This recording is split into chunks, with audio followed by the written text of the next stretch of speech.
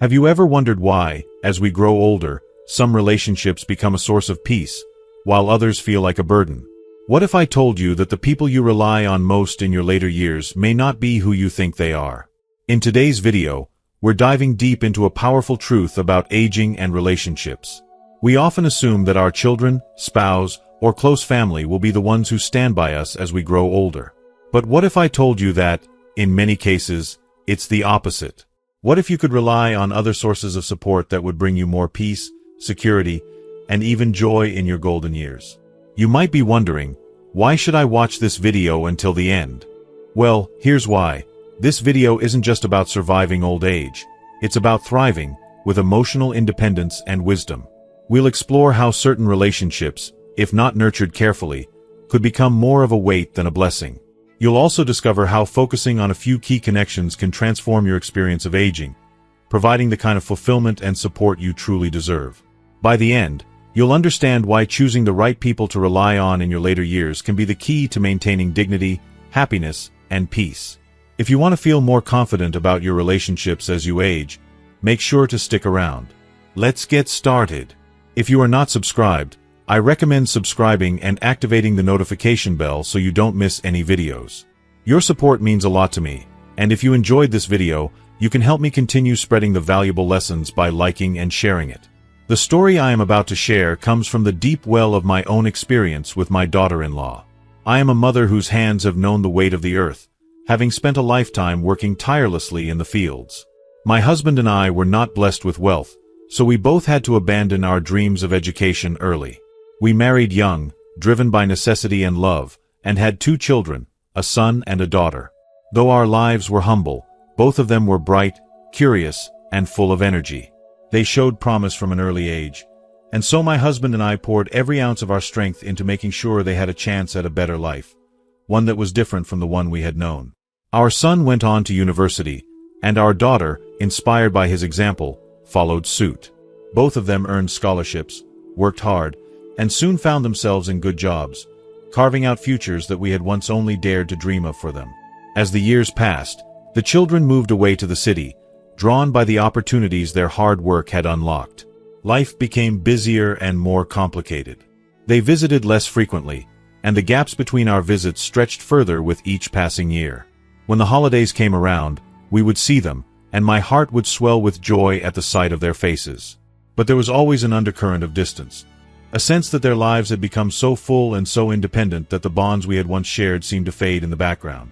They would often explain that they were too busy, or that they were traveling with friends, and while I understood, a quiet ache would settle in my chest.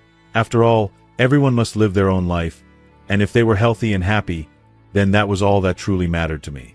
I never allowed myself to voice the longing I felt. Then, my son married. Our daughter found her partner as well. As parents, we felt a quiet pride in knowing that we had done our best and that we had fulfilled our roles in helping them become who they were. But when my daughter-in-law became pregnant with their first child, something shifted. I could see the anxiety in her eyes when she spoke of the birth. And one day, my son called me, his voice filled with the weight of responsibility. "Mom, I need your help," he said. "Can you come stay with us for a few days? We're not sure what to do after the baby arrives, and I want to be there for my wife." Without hesitation, I made arrangements to come to the city. The moment I arrived, my daughter-in-law greeted me with a neutral expression, a kind of polite detachment that I could sense was meant to maintain boundaries. "Mom," she said gently, "you don't need to worry too much. Things are different now. We can hire help if we need to." I felt a pang of uncertainty, but my love for them, especially for her, was stronger than any hesitation. I wanted to help, truly, in whatever way I could. So I cared for the baby with tenderness, staying up late to tend to his needs, and offering my daughter-in-law the rest she so clearly needed. It was not a burden, but a labor of love, something I had hoped to do for my children in every moment they would need me. But as the days went by, I began to notice something that lingered in the air between us. A subtle discomfort on her part. She seemed hesitant, as though she was not entirely at ease with me doing everything for them. The weight of her silence spoke volumes. And though I wanted to give without question, without expecting anything in return, I could feel the strain. My attempts to help, to be present in this new chapter of their lives, somehow felt like an intrusion. In my heart, I knew this was the delicate dance of growing older, of having your place shift, of realizing that the roles you once held so firmly can begin to change, sometimes in ways you are not prepared for. A few days later, as the days began to pass and the weight of exhaustion lifted from my daughter-in-law, she slowly returned to her usual routines. She started cooking, taking care of the baby, and washing bottles without hesitation as if she were reclaiming her sense of independence. I watched from the sidelines, my heart aching with the quiet desire to ease her burden, and gently suggested that she rest. "You've been through so much," I said softly. "You don't have to do everything yourself." But she shook her head with a determined look in her eyes and replied, "Times have changed, Mom. We don't need all those old customs anymore." The words stung more than I expected.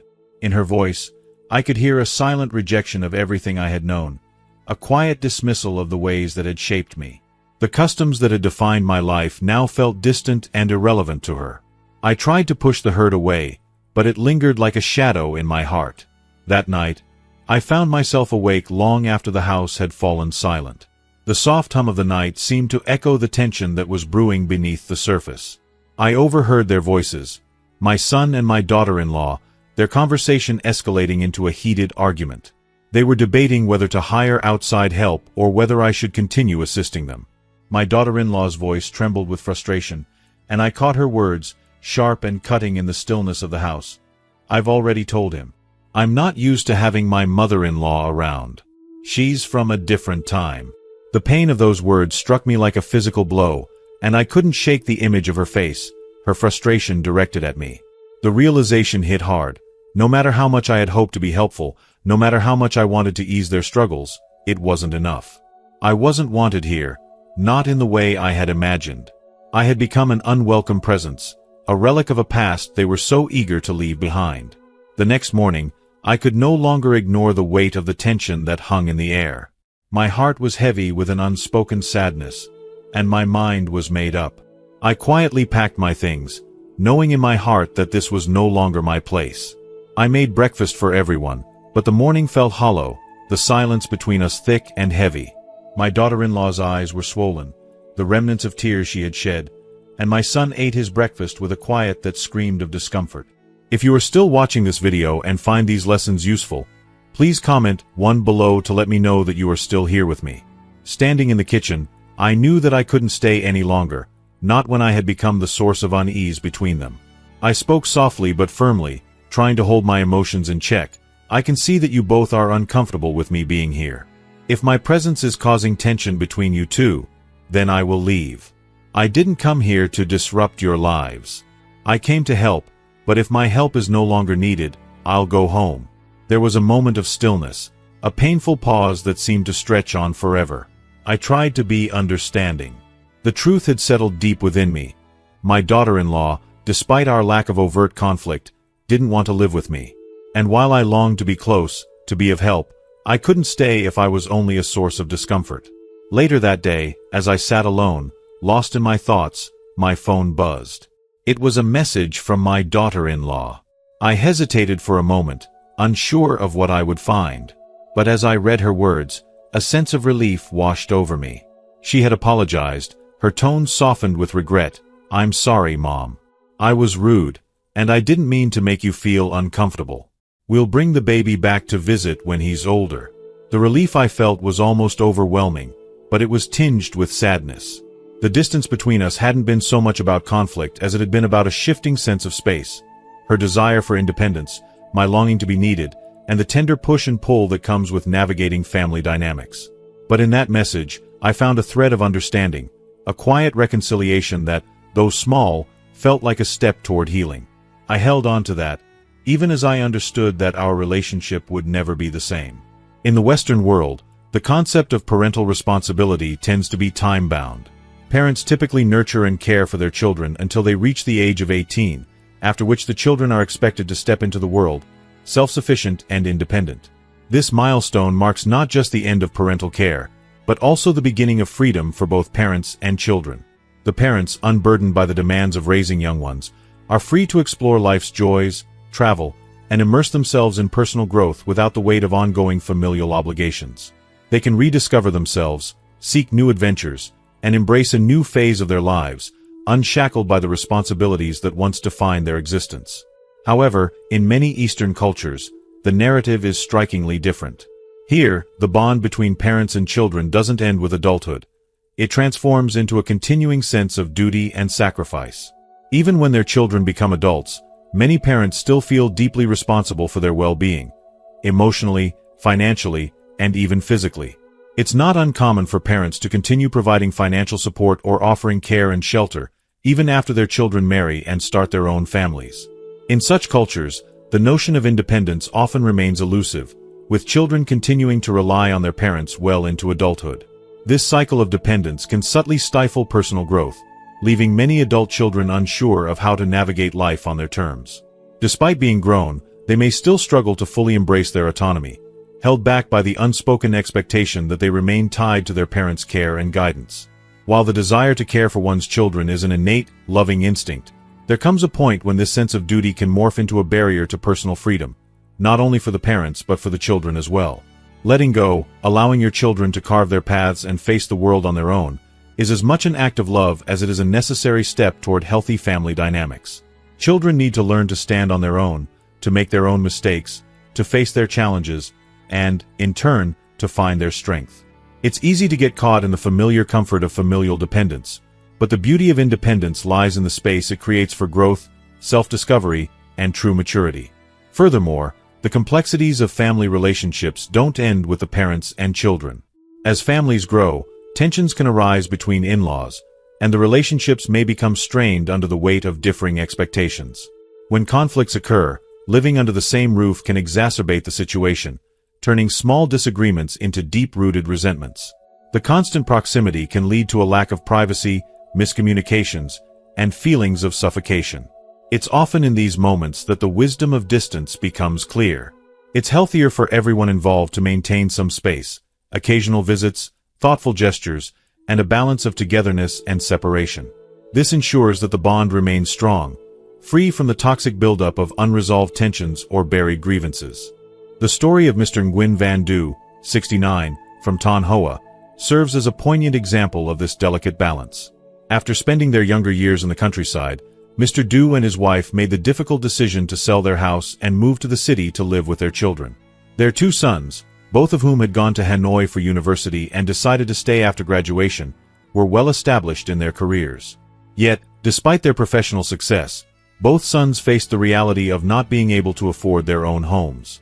This financial reality, combined with the cultural expectation of familial proximity, led Mr. Du and his wife to move in with their children, hoping to support them and remain close. However, what they hadn't anticipated was the strain that living under the same roof would put on their relationships. The shared space, meant to bring them closer, instead created tension and unresolved issues. As much as they loved their children, the constant proximity magnified differences in lifestyle, expectations, and communication. Mr. Du's story serves as a poignant reminder that, while living together may seem like a solution, sometimes the most loving thing one can do is to maintain the healthy distance that allows each person to flourish individually and as a family. Mr. Du and his wife, in their later years, made a decision born from love and hope, hoping to provide a home for their children, a safe and stable foundation that would offer a sense of security as they grew older.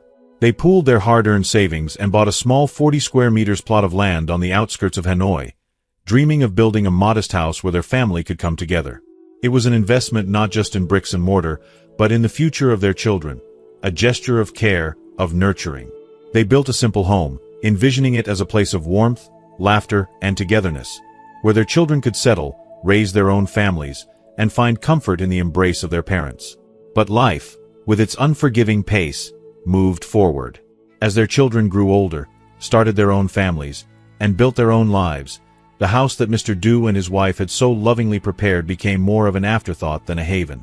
The dreams they had of seeing their children gather under that roof never quite came to be. Instead, their children, now independent and rooted in their worlds, had no desire to return to that small suburban house. The very place Mr. Du and his wife had imagined as the center of their family's future was left empty, a silent witness to their unfulfilled hopes. The elderly couple, now feeling the weight of loneliness and the passing of time, found themselves in a new role. Living separately, each of them taking turns helping care for their grandchildren, unable to find a place in their children's busy lives. They eventually sold the small house, hoping to bring their children closer, purchasing apartments in the city. But even in the city, despite being physically nearer, the emotional distance seemed to grow. Tensions simmered between their two daughters-in-law, each clash of personalities chipping away at the fragile sense of harmony that had once existed in their family. The cracks that had formed in their once close-knit world became more evident, and Mr. Du and his wife found themselves caught in the middle of the discord. They ended up living with their eldest son, but this arrangement, far from offering the peace and joy they had hoped for, left them feeling more isolated than ever. They were confined to a small, unfamiliar space, unable to connect in the way they had dreamed. They were present, physically, but emotionally adrift. The walls of their new home, meant to offer refuge, instead felt like a cage, as though their own lives had become an afterthought in the bustling chaos of their children's world. As the years wore on, their lives, once filled with purpose and warmth, were shadowed by an overwhelming sense of loneliness. And then, tragedy struck. His wife, his partner for so many years, was diagnosed with lung cancer. The anguish he felt as her illness progressed was compounded by the deep regret that he had not listened to her when she had begged for something different. 4 years ago, when she was still well enough to speak, she had wished to return to the countryside, to the familiar rhythms of her childhood home. But instead, she spent her final days in the city, alone and neglected. The hospital was nearby, yet her relatives, though they cared deeply, lived too far away to visit. They could only offer words over the phone, unable to provide the comfort of their presence. His wife, with her frail body and diminishing strength, spent her last moments lying on her side, facing the wall, quietly yearning for the peace of the countryside. She had feared that if she passed away, her children would move her again, uprooting her once more from a place of fleeting comfort. She often confided in Mr. Du, her voice tinged with sorrow, that perhaps they should have kept part of the land in the village. A small plot where she could have lived out her final years in peace, surrounded by familiar faces, by the rhythm of a life lived in the company of loved ones. The regret he felt when he remembered those conversations, the pain of seeing her wither in solitude, consumed him. How he wished they had stayed in the village, where perhaps, just perhaps, she would not have spent her last days in such painful isolation. Now, with his wife gone, Mr. Du's life is quieter, but the silence is more deafening than ever. He lives with his son, but the connection he once felt to his family seems to have dissipated. His grandchildren, who once filled the house with joy, are no longer children, and their visits are few and far between, their lives so consumed with school and their futures that they have little time for their aging grandfather. His children, now with families of their own, have no space left for him in their busy lives. And so, Mr. Du finds himself, day after day, sitting in solitude, his heart heavy with the weight of his thoughts. By evening, he will go downstairs, alone, to the quiet lobby of the apartment building, to look at the vast, unfeeling sky. There, in the stillness, he reflects on his life, on the choices that led him here. He wonders, with profound sadness, if this is the life he too will one day leave behind, wanting, at the very end, only the company of loved ones in the place where he had once been whole. His heart aches at the thought of his wife's lonely passing, and he wonders if, in the end, it might have been better to remain in the quiet, familiar peace of the countryside, where their hearts had once felt at home. It was a decision he would never be able to undo, a choice that weighed heavily on his heart every day. He regretted selling all their land in the peaceful countryside, leaving behind the soil that had nurtured their lives for so long, all to move to the city in hopes of being closer to his children. The truth is, many elderly people, as they age, desperately yearn to be near their children, to bask in the warmth of family. The children, too, often feel an overwhelming sense of responsibility to have their parents under their roof, believing that proximity will make caregiving easier. But as time goes on, countless heart-wrenching stories unfold, stories like Mr. Lewis, where the reality is far more painful than anyone could have imagined. People often believe that they can honor their parents by providing material comforts, and by surrounding them with things. Things like a bigger house, expensive gifts, or new cars. However, these material possessions are fleeting, and in the end, they're only a small part of the equation. The true foundation of love, the core of what every parent truly longs for in their twilight years, lies in simple, yet profound, acts of tenderness. Love, genuine care, and presence. Sometimes, all it takes is a kind word, an inquiry about their health, or a shared story from the past. These little gestures, seemingly trivial, are often the very things that are forgotten amidst the busy lives of children who have their concerns. In truth, what our elderly parents crave most is our time, our attention, and above all, our deep, unwavering affection. Today, as I sat with Mr. Liu, a man over 70 years old whose frailty mirrored his inner sorrow, I couldn't help but think about his story. He had recently lost his husband, a loss that still haunted him after nearly a decade. Mr. Liu and his late wife had lived a life full of hard work and sacrifice. They had raised 2 sons who were the pride of their parents, well-behaved and successful. Their family, once the envy of many, had built a life based on financial prudence, saving every penny to invest in land. They had bought plot after plot of land, carefully investing in their future and their children's security. They had even built beautiful homes for both sons, hoping to provide them with everything they could need. And they still had land left over as a cushion, a form of financial security as they entered their later years. If you are still watching this video and find these lessons useful, please comment 2 below to let me know that you are still here with me. But then, tragedy struck. Mr. Liu's husband fell ill, and just as suddenly, he passed away. The financial stability they had worked so tirelessly to create crumbled in the wake of medical bills and the loss of income. All the savings that they had worked so hard to accumulate were tied up in land, and they had little left for unforeseen expenses. Mr. Liu, now alone, continued to toil away, sacrificing his health in the process of securing even more land for the family's future. But it was a sacrifice that would eventually prove too much, as his health began to fail him far earlier than expected. After her husband's death, the grief became unbearable for Mr. Liu. It was not just the loss of a life partner, it was the emotional devastation of watching her dreams shatter. She fell into a deep depression, and her health began to spiral downward. A mild stroke left her body weaker, and chronic ailments followed, slowly robbing her of the ability to walk. She dreaded the thought of growing old, alone and frail. So, in an act of desperation and hope for the future, she decided to divide the remaining land between her 2 sons. She wanted to give them the land she had saved, a final gesture of love, but also of security, for their own families. The elder son, who lived with her, was given the larger share of land, in recognition of his years of help and care. Yet, the son's reactions were far from what she had hoped. The older son, feeling burdened by the weight of caring for a sick mother, grew resentful. He felt that the portion he received was not enough, given his sacrifices. The younger son, equally dissatisfied, felt that his brother had been given too much, even though he had not been around to help. The once thriving family, now wealthy in material possessions, was divided by greed and misunderstandings. To make matters worse, the wives of the sons were calculating and unsympathetic. Instead of offering warmth and support, they further fueled the tensions. The once close-knit family was now a battlefield of hurt feelings and silent accusations. As Mr. Liu's health deteriorated, the atmosphere at home became unbearable. The elder son, although still living with his mother, moved her upstairs for convenience. However, the care he provided was minimal, leaving her to suffer in isolation. The relatives, once frequent visitors, found it increasingly difficult to visit, and their absence only deepened Mr. Liu's sense of loneliness. The younger son, consumed by resentment over the land division, barely spoke to her. Years passed, and the emotional distance between mother and children grew until, in a final act of surrender, Mr. Liu decided to move into a nursing home, seeking a semblance of peace that had long eluded him at home. When the topic of selling the land to cover medical expenses arose, the older son and his wife strongly opposed the idea. The land, despite being rightfully hers, had become a symbol of control for them. They had taken possession of the legal papers, and in their eyes, it was theirs to decide what to do with them. After explaining her predicament, Mr. Liu was overwhelmed with emotion. He burst into tears, a cascade of regret and helplessness flooding him. In that moment, the weight of his choices, his sacrifices, and the growing divide within his family became too much to bear.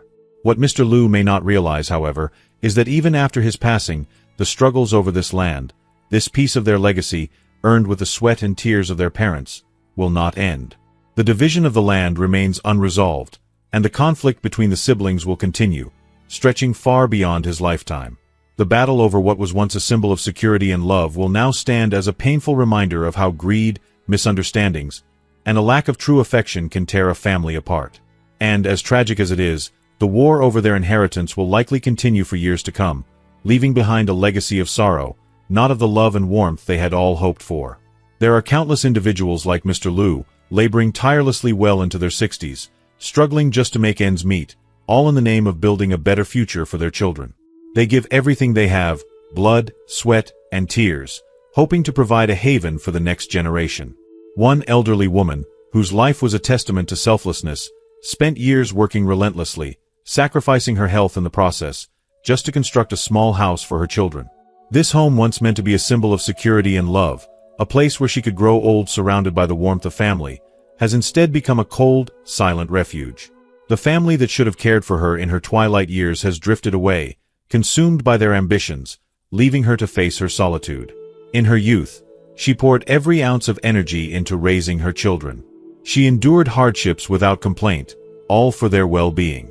Yet now, in the later years of her life, she struggles to make ends meet, relying on the very house she built with such care and sacrifice. If only she had set aside a portion of the land for herself, perhaps the cruel weight of poverty wouldn't have fallen so heavily on her. Had she thought more carefully about her future, had she invested in her peace of mind, she might have avoided the painful loneliness she now faces. The tragic irony is that the land, which could have been her sanctuary, is now a source of deep regret, a constant reminder of missed opportunities. When elderly parents, like her, divide their land without considering the long-term consequences, the damage is often far-reaching. What starts as a simple decision to distribute resources among their children inevitably leads to chaos, misunderstandings, and emotional turmoil. The land, which should be a legacy of love and care, becomes a battlefield for entitlement and resentment. Instead of uniting the family, it divides them, deepening rifts that can last for generations. This is a heart-wrenching reality that far too many families will come to know, a painful fate that could have been avoided with a little more foresight and a little more reflection on the future. I, too, found myself at a crossroads, longing to return to my hometown, but the thought of the life that awaited me there, one filled with uncertainty, where the only things that remained of my parents were a few modest houses in a struggling village, filled me with dread. The future seemed as barren as the land itself, with no clear path forward. So I stayed, clinging to the places I had made my life, adapting to whatever circumstances came my way, hoping for a brighter day. In my hometown, I kept a small flock of chickens. It was hard work, and I feared losing them to thieves. My father, ever the protector, had built a sturdy chicken coop at the front of the house. Every day, the chickens would emerge from their coop, march across the tiled yard, and head into the garden. As the sun set, they would return, passing through that same yard in an endless cycle. My father would remind me, day after day, to sweep the yard in the morning, to keep it clean and free from anything that could entice the chickens to stray. He wanted to ensure they wouldn't return to the yard, searching for food where they knew it wasn't to be found. And indeed, the yard remained spotless, a reflection of my father's care and discipline. But the chickens, wise in their instincts, knew where the real nourishment lay, beyond the confines of the yard, in the garden. They never lingered in the yard, never made a mess. They simply passed through, focused on what they needed most. One day, when I visited my father, it was just the two of us in that quiet, familiar home. With a solemn look in his eyes, he spoke of the corner pond at the end of the village, and the land that once belonged to my grandfather. He told me that this land was sacred, a part of our family's legacy, and that it was being passed on to me. This was not just land, it was the embodiment of our roots, our heritage. He then spoke of the small plot of land outside the gate, a piece that my parents had bought. It was modest, but it held potential. My father had never written a will to divide it among us children, but it was enough space for anyone to build a small house, a place of refuge for the family if ever the need arose. As he spoke, I realized how much the land represented, a thread that connected us to our past, to the sacrifices of those who came before us. But also, it was a stark reminder of the choices we make, and the impact they have, not just on our own lives, but on the lives of those we leave behind. The land, like the house my mother had built, was meant to be a gift, a legacy of love. But without careful planning, without consideration of the future, it could so easily become a source of regret, just as it had for her. The question now was whether I could learn from her mistakes, whether I could find a way to create a future where the land was not a burden, but a blessing. I held my father's hand tightly, the roughness of his calloused palm offering a strange comfort, even as his frail fingers wrapped around mine. I nodded as though I could somehow understand the weight of his unspoken thoughts. his intentions that remained so clearly etched in the quiet spaces between us. It was as if, in that moment, I was grasping not just his hand, but the weight of everything he had silently carried for so many years, the burdens of responsibility, sacrifice, love, and loss.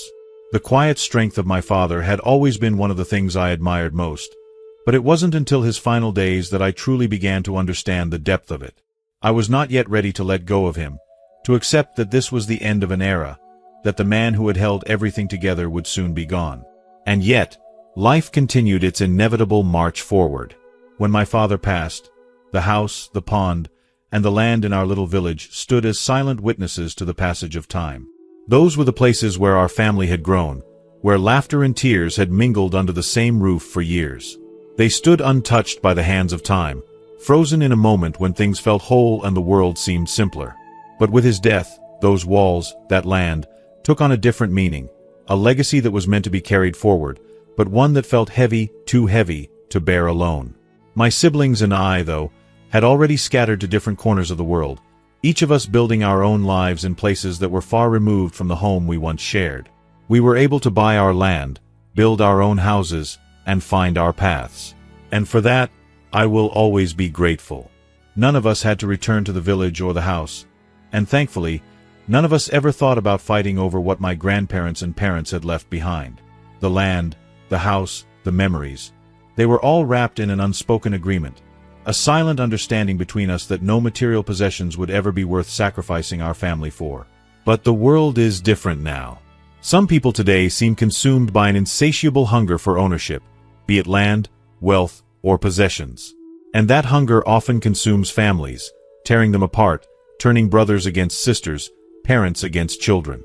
It's a heartbreaking truth that we see more and more, in both the cities and rural areas, where inheritance becomes a battleground and greed twists relationships that should be built on love, not material wealth. There's a saying that the moral fabric of society has loosened over time, that greed has replaced the bonds of kinship, and that the very essence of family has been corrupted by the pursuit of inheritance. And, in many ways, that's true. The stories are endless, of families torn apart, of friendships shattered, all for the sake of land or money. But as true as that may be, I've always believed that conflict over wealth and inheritance is nothing new. It has always existed, lurking beneath the surface of family life, rising when least expected, often over something as trivial as a piece of land or a few acres of farmland. What's changed, though, is the way we see it now. With the rise of mass media, the whispers of discord that once stayed hidden in the shadows now echo loudly, filling the airwaves and invading our living rooms. It's no longer something we hear in hushed voices around the dinner table. Now it's in the headlines on the news, splashed across social media, for all to see, for all to judge. We are no longer sheltered from the ugly truths that have always been a part of the human experience. I can still hear the old sayings my grandmother used to whisper to me when I was younger, words that seemed to carry the weight of all the years she had lived and the lessons she had learned. "Don't worry about the future, or you'll suffer in your old age," she would say, her voice tinged with wisdom and a kind of quiet resignation. Or, "Parents raise their children with love, but eventually, both the parents and the children will die." Her words were heavy with a truth I didn't fully understand at the time, but which has stayed with me through the years. No one can predict the future. No matter how hard we try to plan, no matter how much wealth or success we accumulate, life has a way of throwing us curveballs that we can never anticipate. A single misstep, one bad decision, and everything we've worked for can slip away in an instant. Even those who seem to have everything, health, wealth, family, can find themselves alone, vulnerable, and unprepared for the inevitable challenges that come with aging. That's the law of life, an unspoken rule that we all must eventually face. It doesn't matter how much we plan or how careful we are. In the end, survival is what matters most. If you are still watching this video and find these lessons useful, please comment 3 below to let me know that you are still here with me. And so, the key to living a fulfilling life, to having peace in old age, is to recognize this truth, to plan accordingly, to understand that our time here is limited and unpredictable. The best way to live is to take control of what we can protect our future, and ensure that our children, too, have a solid foundation to stand on when we are gone. Dividing assets, leaving a legacy, it's not just about securing material wealth, but about ensuring that the people we love will have what they need when we can no longer be there to help them. It's about securing peace of mind for ourselves, knowing that we've done our best to provide for those we leave behind. Let me take you back to a story from my childhood, a story that has stayed with me for so many years, shaping my understanding of love, family, and the complexities of human relationships. It was the story of my father and how he cried in my grandmother's arms when he found out that my mother was remarrying. At the time, I didn't understand why it mattered so much to him. After all, my mother had been alone for so long, and my father had been gone for years. But the man she chose to marry was, in my young eyes, someone who could never replace the father I had lost. The man was disfigured, his face scarred from years of hardship, and he had only one arm. In my child's mind, I saw him as a monster, a person who could never be good enough for my mother. I couldn't understand how she could love him, how she could make such a choice. The first time he came to our house, my heart pounded in my chest as he extended his lone arm toward me, his face twisted in a smile that seemed more like a grimace. I recoiled instinctively, stepping back as fear flooded through me. I couldn't help it. His appearance was unsettling, and the fact that he was taking my mother's attention away from me only deepened my sense of loss. His expression faltered for just a moment, a flash of hurt crossing his face before he offered a smile, trying so hard to be kind, so hard to make me see him as a friend. But I couldn't. I couldn't see past the fear, the confusion, the overwhelming sense that my mother was slipping away from me, that I was losing her to this strange, unfamiliar man. My mother said little during that time. She was a woman of few words when it came to her feelings, and her silence spoke volumes.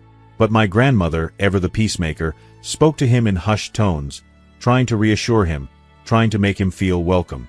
Yet, all I could feel was the tightening of my chest, the ache in my heart as I realized that my world, our world, was changing in ways I could not control. At 10 years old, I began to feel the weight of the world in a way I hadn't before. My father, the man who had been my anchor, my protector, had died just a few years earlier from a seizure, his life taken by the lingering effects of a bullet wound he'd sustained in the Vietnam-China War. My mother, heartbroken and struggling, had returned to her parents' house with me in tow, barely 7 years old. And as if the grief of losing my father wasn't enough, we were thrust into a bitter struggle over the land my father had left behind. My uncles, 2 of them, had laid claim to what they saw as their rightful inheritance, and the ensuing battles, filled with anger and bitterness, were like a storm that tore through the heart of our family. Amid all this turmoil, my mother remarried, and though I had no words for it, my young heart could not bear the idea of another man stepping into my father's place. I cried for days when she married him. I locked myself away in my room, refusing to come out, refusing to acknowledge this change that seemed so wrong, so unjust. My grandmother and mother tried to comfort me, but it was as if their words fell on deaf ears. I couldn't understand how this could be happening, how life could move on so easily when I felt like time had come to a standstill in my heart. And yet, the world kept turning. My mother, despite the quiet sorrow in her eyes, seemed to accept the changes with a strength I couldn't yet comprehend. After the wedding, when the house was empty and all the guests had gone, I snuck down to the kitchen, my hunger gnawing at me. There were only a few leftovers, plates of food, the remnants of a celebration I couldn't bring myself to fully embrace. I reached for some rice, but before I could take a bite, he appeared in the doorway. That same smile twisted on his scarred face, and I felt the familiar knot of fear tighten in my stomach. Yet, something about his presence was different. He didn't seem as threatening as before. He seemed resigned, almost as if he knew that he had no place in my world, no place in my heart. Still, he smiled at me, and I couldn't bring myself to smile back. Over time, he moved in with us, as was my grandmother's wish. And though I still couldn't accept him, I had no choice but to live with it. Every day, I watched him and my mother, trying to understand their relationship, trying to make sense of it all. I would sneak into their room at night, hoping to drive him out, to make him go away. But every time, he would quietly leave, like someone who had learned to accept rejection. There were moments when I thought I might win, that maybe if I just kept pushing him away, he would disappear. But the reality was different. He stayed. And somehow, in the silence of those long months, I began to realize that I couldn't fight the world around me forever. Then, there was the day when my mother bought some wine for him. He drank it quickly, too quickly, his movements more frantic than I had ever seen. And then he ran off, leaving me alone with my thoughts. I knew then that this man, this stranger, was not so different from the rest of us. He was lost, trying to find his place in a world that had rejected him, trying to find solace in the arms of the woman who had taken him in. In that moment, I saw him as he truly was, a man trying to find his way in a world that didn't understand him, trying to find something, anything, to hold on to. I overheard Ho's words that night, and they hit me harder than I expected. It seems like Min hates that guy a lot. A new father replacing his old one isn't a bad thing, he said, his voice casual, as though he were discussing the weather. Trung, ever the observer, added, the other day, he asked about Min's schoolwork, telling us to look out for him so he wouldn't feel lonely. The words seemed to slice through the air, each one carrying a weight of implication, and I felt an intense, almost physical jolt of irritation. It was as though they had no idea what it felt like to lose something so deeply personal, so irreplaceable. But despite the storm raging inside me, I couldn't bring myself to say anything. I was frozen in place, my mouth tight, my chest heavy with emotions I could neither express nor escape. One evening, after a long, draining day, I sat at the dinner table, staring at the fish my mother had carefully prepared. It wasn't just any fish, it was the same kind my stepfather often brought home. The man I had never been able to accept as a true father. For so long, I had turned away from the food he brought, unable to stomach it, a quiet rebellion that only I knew. But that night, perhaps it was the exhaustion, or perhaps a deeper, unspoken acceptance, something in me shifted. I looked at the fish, my hand hovering over it, and for once, I acted as though nothing was wrong. I ate it without complaint, pretending not to notice the discomfort gnawing at the back of my mind. My mother and grandmother exchanged a glance, a fleeting look of approval passing between them. I could see the satisfaction in their eyes, and for reasons I couldn't quite understand, it irritated me more than I cared to admit. A few days later, a strange and unsettling event took place in the village. Mrs. Twen, who lived next door, discovered that her chickens had been stolen. At first, it was just 2, but then the losses kept mounting. One by one, her chickens disappeared, and soon, the whole village was buzzing with gossip. The air was thick with suspicion, and even the slightest noise in the night seemed to carry a sinister undertone. Mrs. Twen, frantic and desperate, made a scene, shouting and crying for help. Her distress was palpable, and soon, everyone in the village had heard about it. I had this strange habit of waking up in the middle of the night, for no reason other than to wander in the dark silence, perhaps to calm my restless mind. But that night, I couldn't bring myself to step outside. The house felt unusual still, and the air felt colder than usual, like it was holding its breath. I lay there, wide awake, staring at the ceiling, and then I saw it, him, sneaking out of the house in the dead of night, slipping through the door like a shadow. A chill ran down my spine, and suddenly, a thought pierced through my mind with unnerving clarity. Could he be the thief? The idea was so absurd, and yet, it felt so real. I couldn't shake the thought, and I found myself trapped in a web of suspicion I didn't want to believe. The night stretched on, heavy with the weight of my doubts, and just as I was about to try to push it all away, I heard a sharp, unmistakable shout from Mrs. Shuyan's house. My mother and grandmother rushed outside, and without thinking, I followed them, my heart racing in my chest. There, under the dim glow of the moon, I saw him, my stepfather, his booted foot pressing down on the thief's back as he held him down, the man writhing beneath him. The villagers quickly arrived, tying up the thief, who, as it turned out, was just a beggar who had been living in the area. He kept apologizing, his voice shaky, but I felt nothing but contempt. As the villagers took him away, murmuring praise for my stepfather's quick thinking, I could barely muster the strength to feel grateful. Why did I still feel so distant from him? My heart was still locked up tight, unwilling to release the anger and resentment I had carried for so long. From that night on, something changed, though I couldn't quite understand it at first. Whenever he was at home, I no longer felt that same haunting fear of ghosts or thieves lurking in the darkness. Something was reassuring about his presence, though I refused to acknowledge it. On the anniversary of my father's death, he woke up early, as he always did, and went to the fields to gather a chicken for the ritual offering. My mother rushed to the market to buy food. Her movements were hurried but familiar. He stood in front of my father's altar, dressed in his military green uniform, standing straight and tall, a figure of quiet dignity as he prayed. There was no grand ceremony, no loud proclamations. He simply stood there, still and respectful, honoring my father in his way. If you are still watching this video and find these lessons useful, please comment 4 below to let me know that you are still here with me. When he finished, he turned to me, his gaze unwavering. "You should perform the ritual," he said, his voice soft yet firm. I hesitated, my throat tight with the unspoken words that I could never seem to voice. But in the end, I did as he asked, my hands trembling as I followed the ritual, reluctant yet unable to refuse.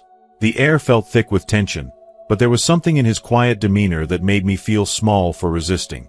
I was angry, yes, but there was something else there, too, a grudging respect, though I would never admit it aloud. The next day, as I was preparing for school, he came to me with a small cloth bag in his hands. I watched as he carefully cut the fabric and sewed it into a neat, functional shape. He handed it to my mother, who passed it to me without a word. My first instinct was to act indifferent, to pretend I didn't care, but the truth was, I liked it. I liked it more than I cared to admit. The bag was simple, practical, and somehow thoughtful.